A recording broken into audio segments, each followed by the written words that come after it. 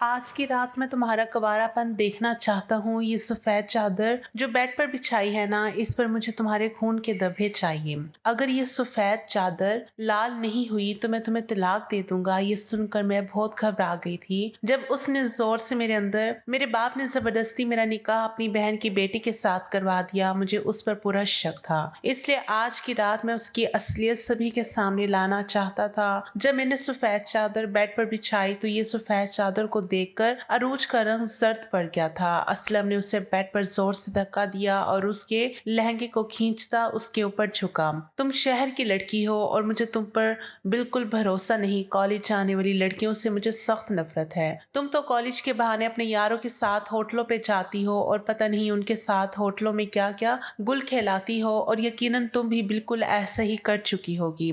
वो तो मुझे बस घूरे जा रही थी। अरूज मज़ाहमत करती रही और मैं उसे सफ़ेद चादर पर लिटाए झटके से उसकी नरम कमरे में बहुत खामोशी थी और बेड पर गुलाब के फूलों की पत्तियां बिखरी हुई थी।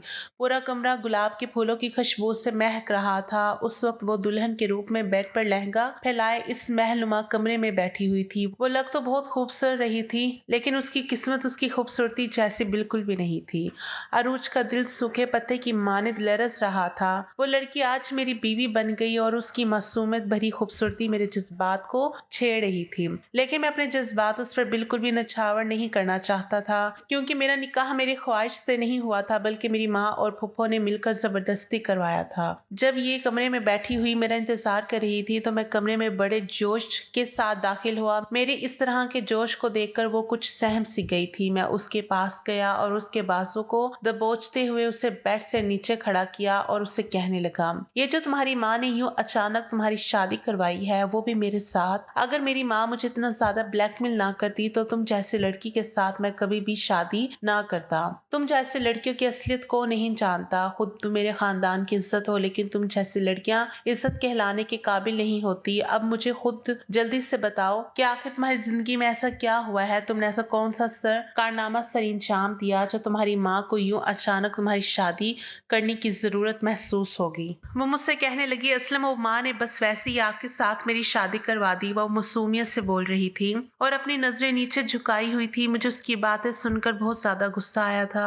मेरा बस चलता तो मैं उसे कच्चा चबा जाता। मैं तुमसे कुछ सवाल पूछ रहा हूँ, उसका सीधा सीधा जवाब दे दो। किसके साथ अपना मुंह काला करके आई हो? सच सच बता दो, ऐसा तुमने क्या कारनामा सर अंजाम दिया है जो तुम्हारी माँ ने इतनी कम उम्र में ही तुम्हारा मेरे साथ निकाह कर दिया? तुम छोटी सी लड़की हो, अभी तुम्हारी कच्ची उम्र है। तुम तो सिर्फ 18 साल की हो और इतनी छोटी उम्र में तुम्हारी माँ को क्या इतनी जरूरत पड़ गई कि अचानक तुम्हारे मेरे साथ शादी करवाने की जरूरत पड़ गई? तुम तो सिर्फ 15 साल की हो और इतनी छोटी उम्र में तुम्हारी माँ को क्या जरूरत पड़ गई? मैं तुमसे इतने साल बड़ा हूँ, मेरी उम्र तो 35 साल है, और 35 साल मर्द के साथ तुम्हारी माँ ने इतनी आसानी से कैसे निकाह कर दिया? तुम मुझसे आधी उम्र की हो, फिर तुम्हारी माँ ने क्यों मेरे साथ तुम्हारी शादी करवाई है? बताओ मुझे। अब की बार मैं उसे गुस्से से चलाते हुए पूछने लगा, मैंने कुछ भी नहीं किया। आप मेरा यकीन करें, मेरा किरदार गलत नहीं है। अब की बार दोबारा से अरूज ने अपनी सफाई पेश करनी चाहिए। तुम अच्छी तरह से मुझसे वाकिफ हो कि मैं किस तरह का इंसान हूँ। अगर मुझे तुम्हारी हकीकत मालूम होगी तो मैं तुम्हें तुम्हारे टुकड़े करके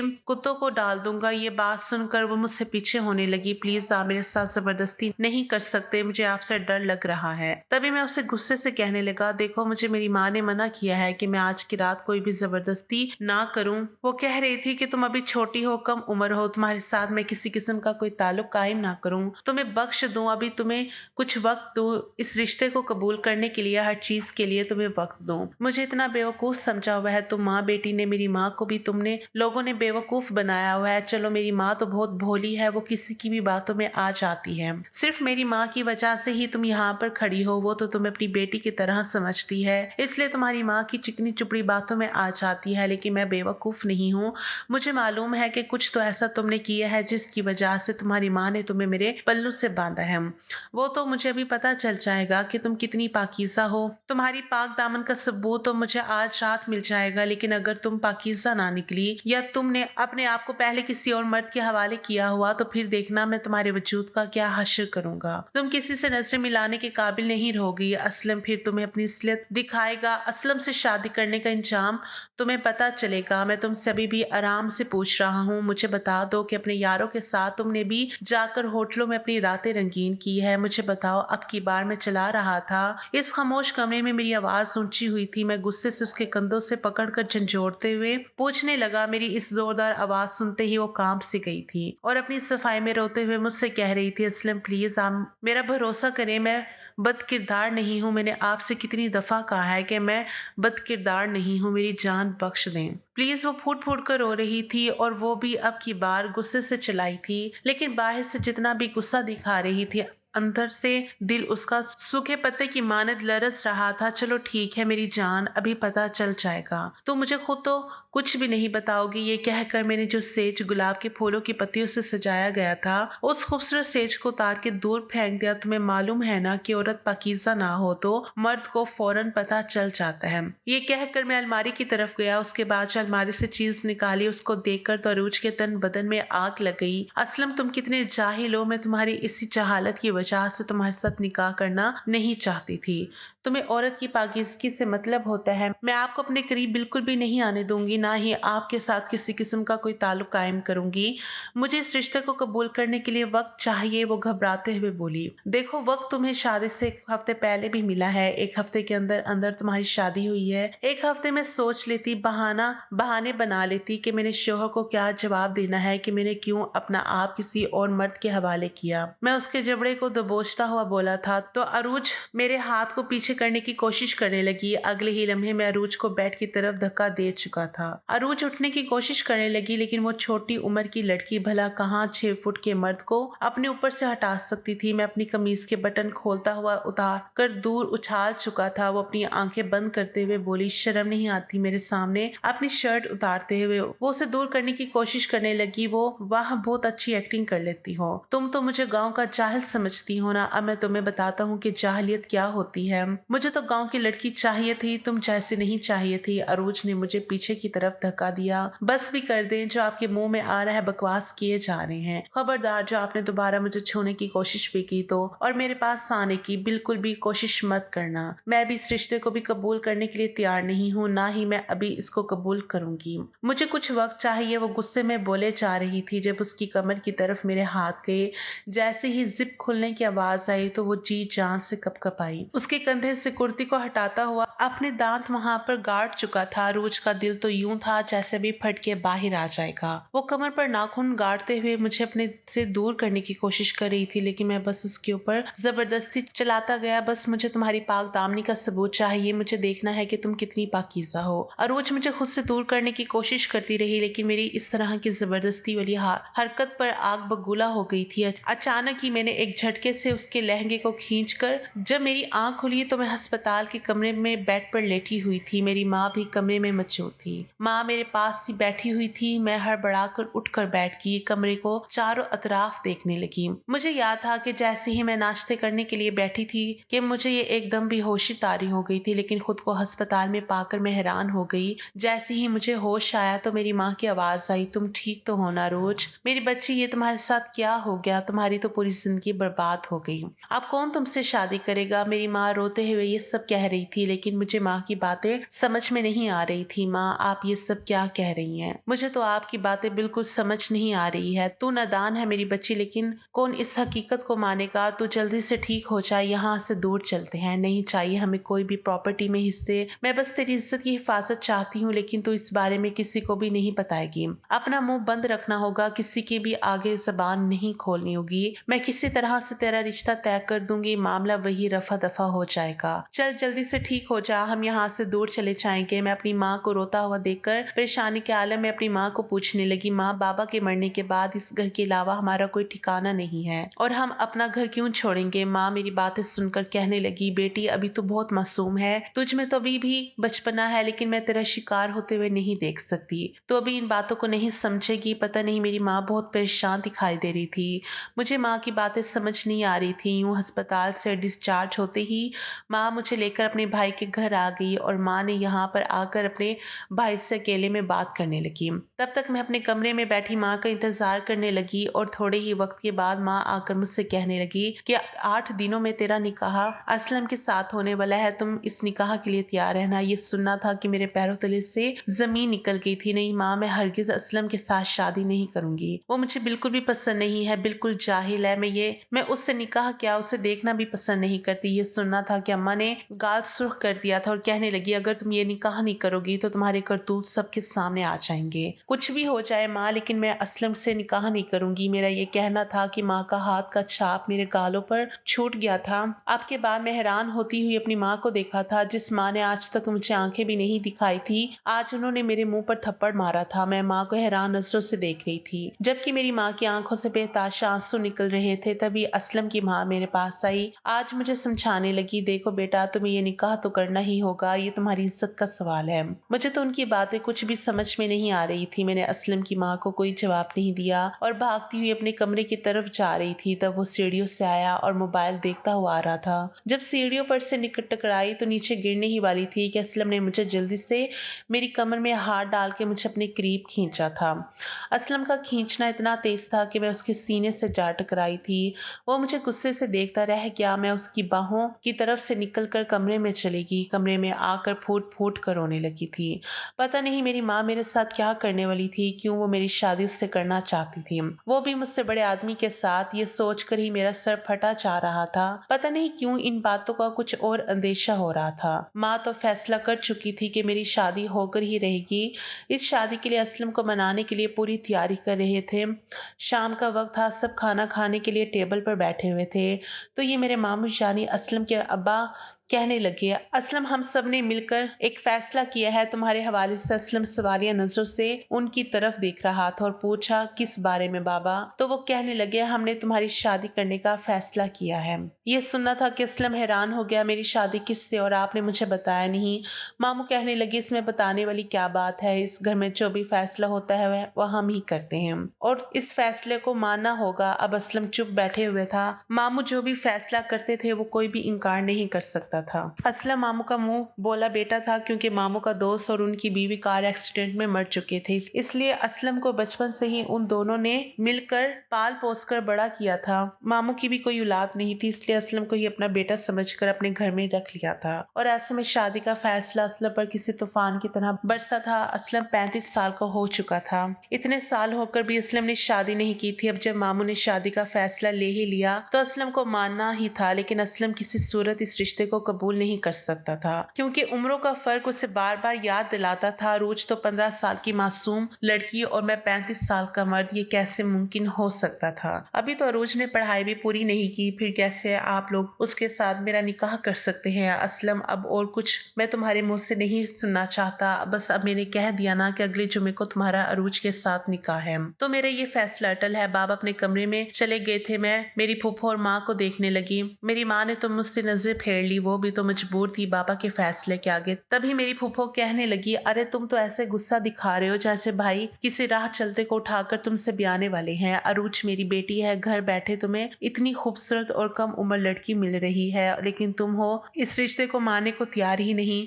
तुम्हारी तो उम्र निकलती जा रही है, तुम तो आधे से ज्यादा बूढ़े हो चुके हो। 35 साल है उम्र तुम्हारी और घर बैठे ही कच्ची उम्र वाली का रिश्ता मिला है। अल्लाह का शुक्र अदा करने के बजाय तुम यहाँ पर बहस करने बैठ गए हो। उठो चलो जाओ, शाबाश, जल्दी से तैयारियां शुरू करो। मैं फूफो की बातें सुनकर नाश्ते की टेबल से उठकर अपने कमरे की तरफ चला गया। अब मुझे तो इन माँ बेटी के बीच कुछ दाल में काला नजर आ रहा था। अब मैं अपने बाबा के फैसले से तो पीछे नहीं हट सकता था। बाबा का फैसला मेरे सर आंखों पर था। उनके एहसान मुझ पर इतने हैं, मैं पूरी जिंदगी उनके एहसानों का बदला नहीं चुका सकता। इसलिए मैं उस निकाह के लिए मान गया और ठीक 8 दिनों के बाद हमारा निकाह था। पूरी हवेली में जोर जोर से तैयारियां हो रही थी। आज मेहंदी थी और मेहंदी वाली जोड़े में तो अरूज बहुत खूबसूरत लग रही थी और बहुत मासूम भी लग रही थी, लेकिन वो उसकी मासूमियत और खूबसूरती पर नहीं जाना चाहता था, क्योंकि अब मैं फैसला कर चुका था कि मुझे अरूज के साथ क्या करना है। और अगले दिन हमारा निकाह भी हो गया और यूं अरूज मेरे कमरे में मेरे बिस्तर पर बैठी थी। मैं लाउंज में बैठा सिगरेट के कश उड़ा रहा था कि तभी मेरी माँ आ गई। असलम, तुम शादी की रात इस वक्त यहाँ क्या कर रहे हो? आज ही तो तुम्हारी शादी हुई है और तुम यहाँ बाहर बैठे हुए हो।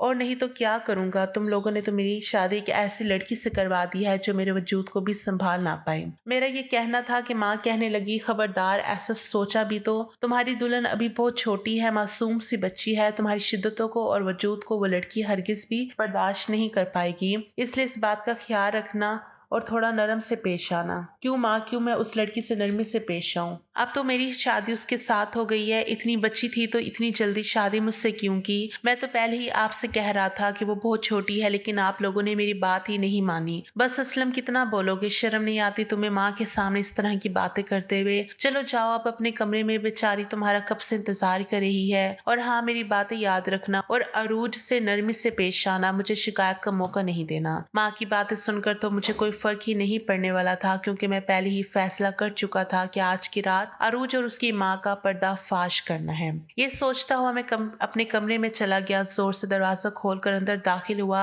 तो दरवाजे के जोर से खुलने की आवाज को सुनकर वो डर गई थी। मैं अरूज के करीब गया और उसे बाजू से पकड़कर साइड में खड़ा किया। तभी अलमारी के करीब गया और उसके अंदर से सफेद चादर बाहर निकाली और वो बेड पर लाकर बिछा दी। मेरी इस हरकतों को अरूज खामोश खड़ी देख रही थी। आप क्या कर रहे हैं? मैं उसकी तरफ देखता हुआ बोला, तुम माँ बेटी का कोई भी बहाना नहीं चलेगा। मैं तुम्हारी पाकीज़गी का सबूत चाहता हूँ, इसलिए ये सफेद चादर ही बिछाई है और यही एक सबूत है जिसे तुम साबित कर सकती हो कि तुम कवारी लड़की हो। असलम, आपको शर्म आनी चाहिए। आप तो कमरे में आते ही मुझसे इस तरह की बातें कैसे कर सकते हैं? मैंने कभी नहीं सोचा था मेरी पाकीज़गी का सबूत चाहते हैं। अब तो मैं तुम्हारी बीवी हूँ और आप मेरे शोहर हैं और मैं अभी इस रिश्ते को कायम करने के लिए थोड़ा वक्त चाहती हूँ। इस सब के लिए तैयार नहीं हो तो तुम तैयार हो या ना हो, मुझे इससे कोई फर्क नहीं पड़ता। आज के दिन मैं तुम्हें बिल्कुल भी बख्शने वाला नहीं हूँ। मुझे जल्द अज जल्द तुम्हारी पाकीज़गी का सबूत चाहिए, वरना मैं तुम्हें तलाक दे दूंगा। मुझे एक सेकंड भी नहीं लगेगा तुम्हें तलाक देने में। मेरी बातें सुनकर अरूज की आंखों में आंसू आ गए। मैंने अच्छी तरह बेड पर सफेद चादर बिछा दी थी और अपने शर्ट के बटन खोलता अरूज को अपने करीब किया। अरूज तो पूरी तरह सिसक रही थी, क्योंकि वो तो बहुत,